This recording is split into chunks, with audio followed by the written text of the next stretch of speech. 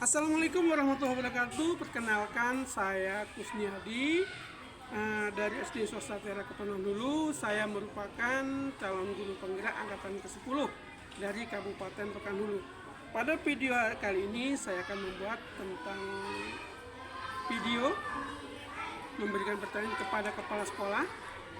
Pada kali ini saya akan membuat dua kepala sekolah. Yang pertama kepala sekolah saya sendiri, kepala sekolah SD Swasta Tera Kepenuhan Hulu, Bapak Asep Nurjaman. Yang kedua oleh Ibu Dwi Sulistyo. Pertanyaan ini, kegiatan ini saya lakukan adalah merupakan suatu tugas saya yang akan saya kumpulkan karena ini merupakan tugas aksi nyata demonstrasi kontekstual modul 3.1. Ikuti kegiatan saya terus. Jangan lupa salam dari Kusdiadi.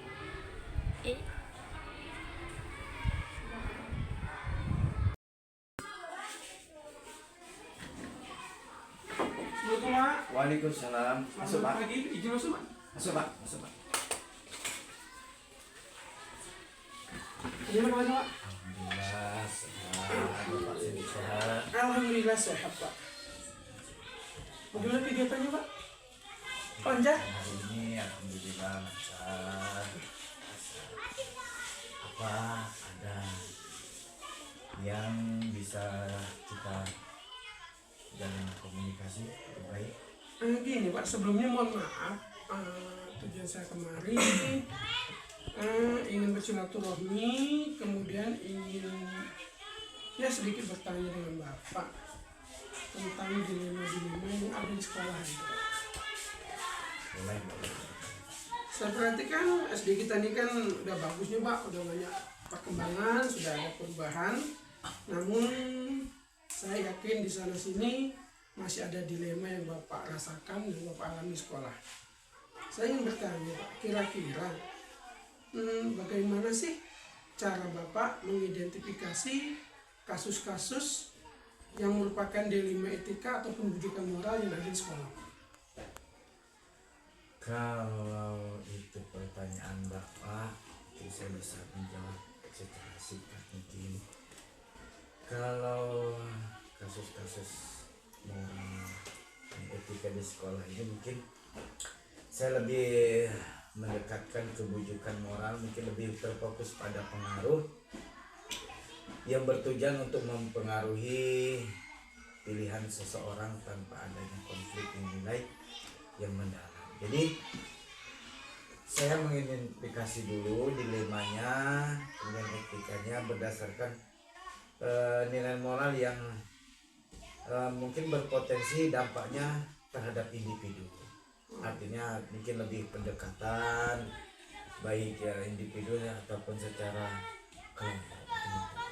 Artinya dengan cara persuasi, dengan pendekatan rujukan juga. Oke, luar biasa. Kemudian Pak, kira-kira nih, bagaimana sih cara Bapak mengambil keputusan ataupun tindakan di sekolah, terutama untuk kasus-kasus yang ada terjalin dua kepentingan yang sama, dan ini dua-duanya ini mengandung nilai-nilai kebajikan.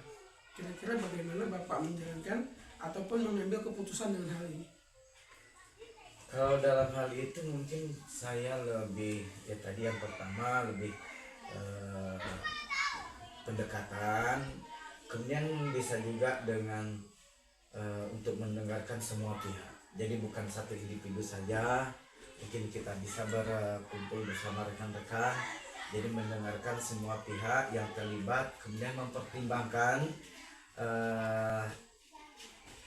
langkah apa yang bisa kita ambil, mungkin implikasi secara jangka panjangnya dari setiap pilihan. Mungkin ada beberapa pilihan mungkin yang tersedia, jadi entahkah pendekatan secara itu pribadi, kemudian dari rekan-rekan lain juga mungkin bisa memberi solusi, mungkin seperti itu Pak.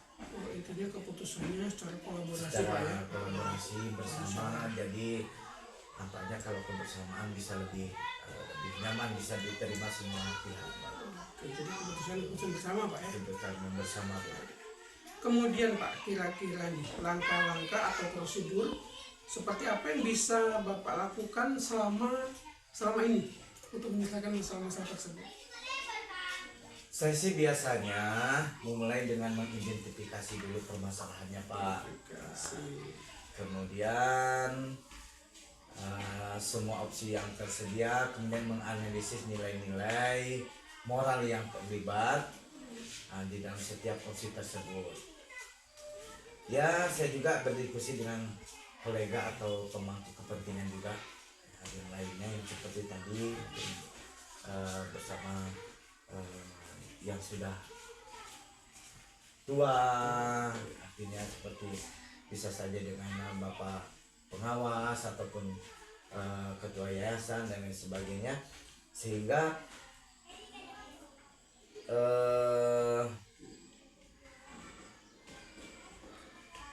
kepentingan itu dapat diselesaikan atau permasalahan itu dapat diselesaikan sampai ke putusan akhirnya sama-sama enak dan nyaman gitu, Pak. Nah, itu pertama mengidentifikasi, Pak, ya. Identifikasi, kemudian setelah itu dari identifikasi itu tentu nilai-nilainya, nilai-nilai yang kita ambil, nilai-nilai moralnya dari yang terlibat dalam setiap posisi tersebut, kita tersebut gitu, Pak. Oke, kira-kira Pak, selama ini hal-hal yang Bapak anggap efektif dalam pengambilan keputusan pada kasus-kasus dilema etika, kira-kira apa? Yang paling efektif ya, Pak, ya. Yang paling efektif sih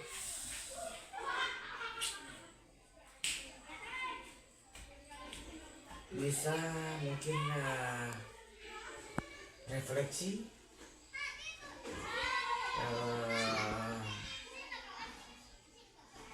di dalam terhadap konsekuensi juga jangka panjang dari setiap tindakan juga membantu dalam mengambil keputusan. Artinya begini, Pak, yang lebih efektif kalau dapat moral ya, Pak, norma ya, Pak.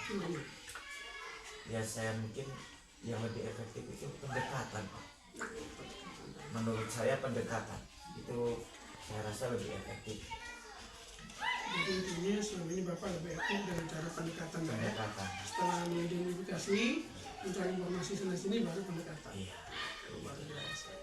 Kemudian Akhirnya lebih nyaman gitu, lebih bisa diterima, Pak. Kemudian Pak, hal-hal yang merupakan tantangan dalam pengambilan keputusan dalam kasus-kasus dilema etika ini bagi Bapak apa? Tantangan Bapak dalam melaksanakan keputusan dilema etika. Kalau tantangan yang saya rasa dari faktor mungkin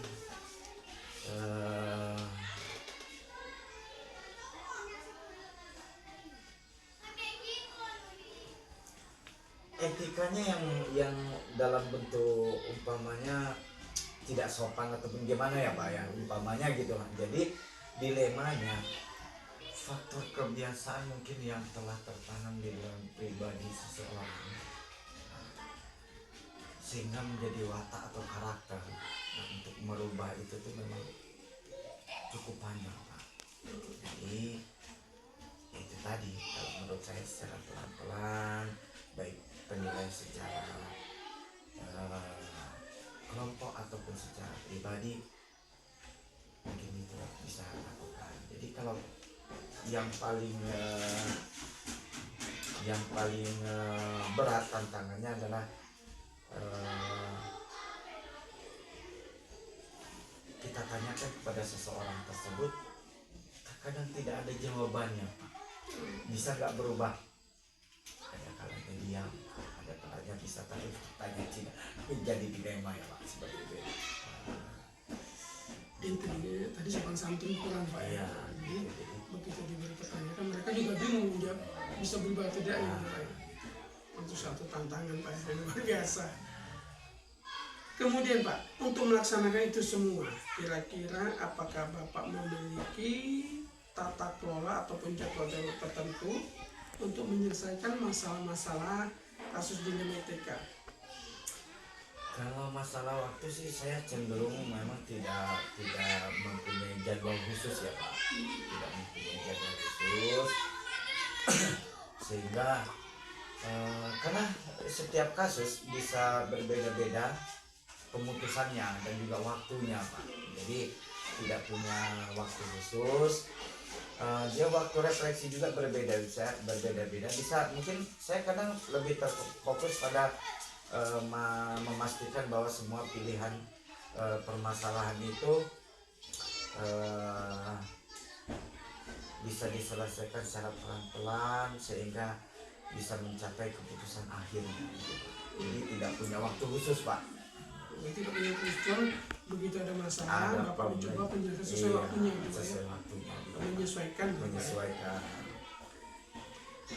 Untuk menyelesaikan ini Pak, kira-kira apakah ada seseorang atau faktor-faktor lain yang selama ini dapat membantu Bapak untuk mempermudah mengambil keputusan dalam kasus dilema etika itu Pak?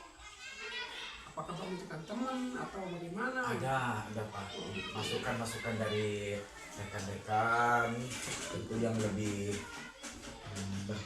berpengalaman, bahkan juga mungkin orang tua yang kita anggap ya selangkah lebih maju untuk sama-sama ikut memberi masukan sehingga dapat tercapai perubahan yang kita inginkan. Ada Pak sesuatu. Kemudian berkolaborasi, Ya, kolaborasi berarti dengan stakeholder yang terkait dengan sekolah. Baik komite ataupun yayasan kita selalu libatkan. Kemudian Pak, dari semua hal yang Bapak sampaikan tadi, Iya. kira-kira pembelajaran apa sih yang Bapak petik dari cara pengalaman Bapak untuk mengambil keputusan dilema etika tersebut?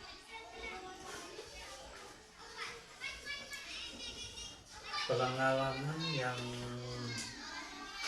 telah mengajarkan saya pentingnya kesabaran dan kemampuan untuk menerima permasalahan yang kompleks, mungkin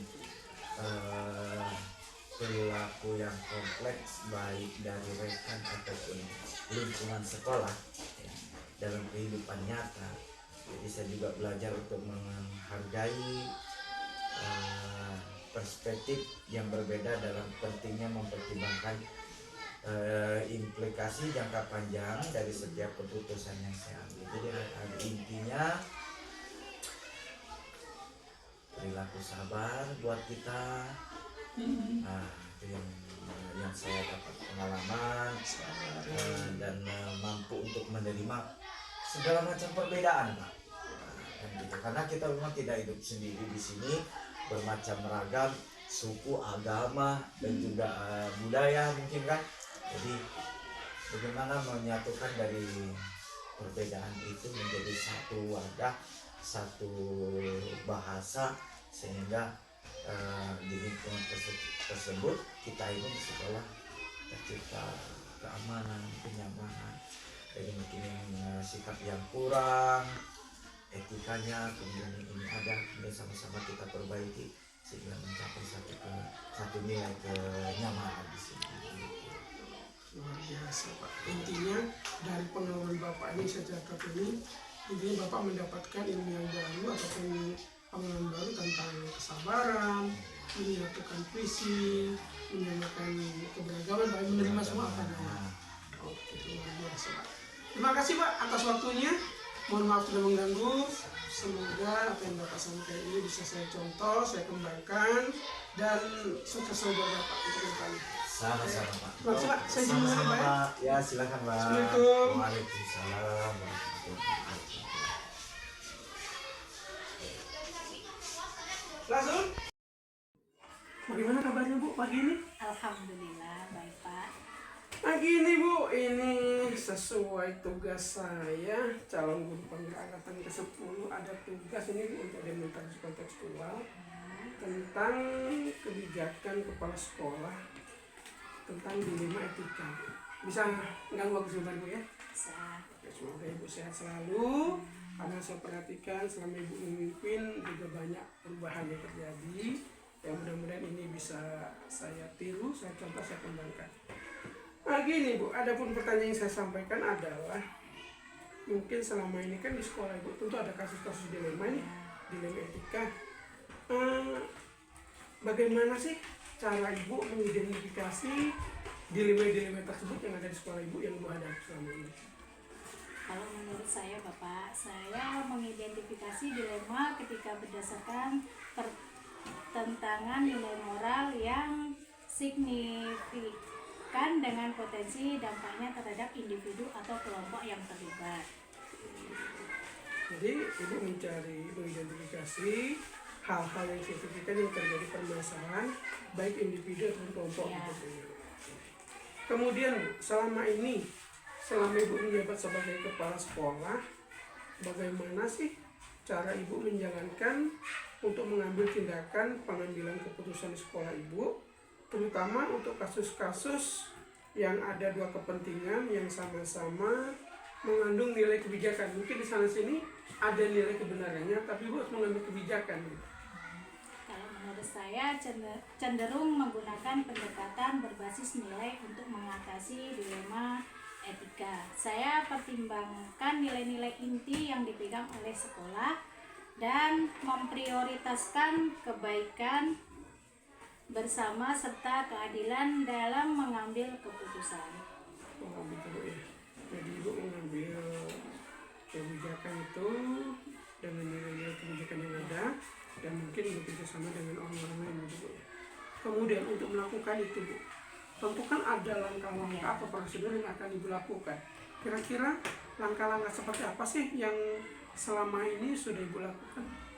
Saya biasanya memulai dengan mengidentifikasi semua opsi yang tersedia dan menganalisis nilai-nilai moral yang terlibat dalam setiap opsi tersebut. Oh, gitu. Jadi Ibu analisis Ya. masa-masa yang terjadi, setelah itu baru Ibu ambil kebijakan apa sih yang harus Ibu lakukan begitu Bu ya. Oke. Kemudian Bu, setelah itu semua, hal-hal apa saja sih yang selama ini yang sudah Ibu anggap efektif dalam pengambilan keputusan dalam kasus dilema ITK tersebut? Dalam refleksi mendalam terdapat kompetensi jangka panjang dari setiap tindakan juga membantu dalam mengambil keputusan yang lebih baik. Oh, jadi Bu melihat keputusannya itu jangka panjang atau jangka pendeknya gitu Bu ya. Oke. Kemudian hal-hal apa saja selama ini yang merupakan tantangan bagi Ibu untuk mengambil keputusan dalam etika dilema tersebut? Salah satunya ketidakpastian moral yang seringkali menyertai dilema etika. Terkadang tidak ada jawaban yang sepenuhnya memuaskan karena pilihan yang tersedia sama-sama berpotensi melanggar nilai-nilai yang sangat penting. Artinya di saat Ibu mengambil keputusan itu, Ibu sendiri bingung ya, Iya. jawaban apa saja yang harus Ibu lakukan karena semuanya sama-sama Sama-sama penting. sangat penting. Oke. Kemudian untuk hal tersebut di atas Bu, untuk semua yang Ibu lakukan tersebut, apakah ada jadwal ataupun kegiatan yang bersifat rutinitas dalam menyelesaikan kasus dilema etika tersebut?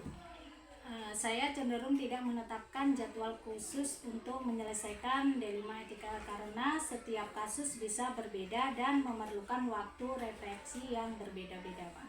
Artinya Bu tidak menyesuaikan harus sebulan sekali, bisa tidak Bu Iya. ya.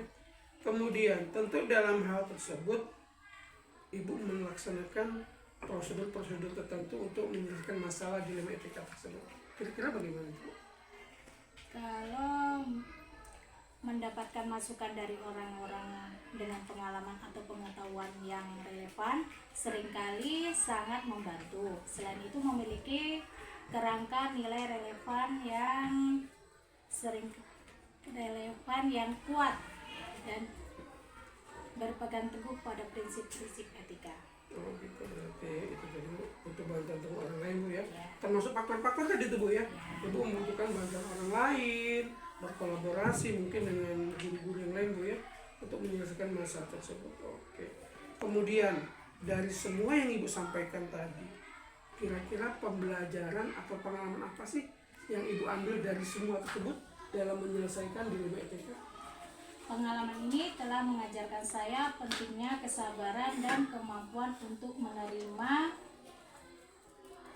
dalam kehidupan nyata. Saya juga belajar untuk menghargai perspektif berbeda dan pentingnya pertimbangan implikasi jangka panjang. Jadi Ibu mendapatkan nilai plus berupa kesabaran, nilai perspektif, mengambil keputusan untuk jangka panjang. Oke, luar biasa. Terima kasih banyak Bu atas bantuan jawabannya semua. Semoga ini bermanfaat bagi saya dan orang lain. Sekali lagi saya mohon maaf. Terima kasih, saya permisi Bu ya. Terima kasih. Demikianlah tadi video demonstrasi kontekstual saya yang saya lakukan kepada kepala sekolah saya sendiri, Bapak Asep Nurjaman SPD dan Ibu Dwi Sulistyo. Dan ternyata ada beberapa catatan yang saya dapatkan dari penggalian pertanyaan tersebut tentang dilema etika. Di antaranya adalah ternyata pengambilan keputusan dalam dilema etika itu harus melibatkan proses refleksi yang mendalam terhadap nilai-nilai moral yang relevan dan mempertimbangkan dampak yang mungkin akan terjadi. Kemudian hal itu harus fleksibilitas dan kemampuan untuk mengelola ketidakpastian moral adalah keterampilan penting yang harus dapat saya kembangkan ataupun kita kembangkan dari pengalaman-pengalaman beliau tersebut. Itu yang dapat saya sampaikan refleksinya, itu yang dapat saya petik dari apa yang saya dapatkan dari pertanyaan tersebut. Terima kasih. Dari saya mengucapkan tetap mengharapkan masukan berupa itu kritikan ataupun saran yang bersifat membangun buat saya guna kompetensi peningkatan kinerja saya sebagai guru di tempat saya ataupun rekan-rekan lainnya. Sekian dari saya, dari Kusniadi, SD Swasta Tiara Kepanan Hulu, calon guru penggerak angkatan ke-10. Salam tergerak, bergerak, dan menggerakkan. Assalamualaikum warahmatullahi wabarakatuh.